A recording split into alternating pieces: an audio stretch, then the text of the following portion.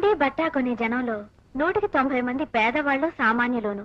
వాళ్ళను వదిలేసి 10 మంది లక్షాధికారుల్ని పట్టుకుని వేలాడుతున్నారు. వాళ్ళ సంఖ్య పెరగదు, మీ వ్యాపారము పెరగదు.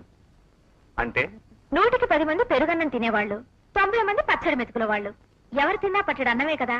అలాంటప్పుడు 10 మంది లక్షాధికారుల కన్నా 90 మంది మామూలు వాళ్ళు ఎక్కువ కొంటారు అని తేలింది కదా. అతన్ని మాట ఎందుకు నమ్మాలి?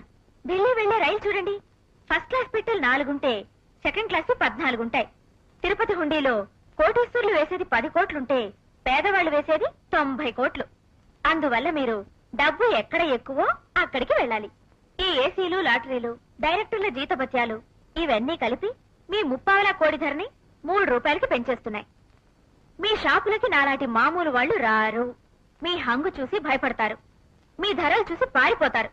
అందువల్ల మీరే మా పేటలకి రండి.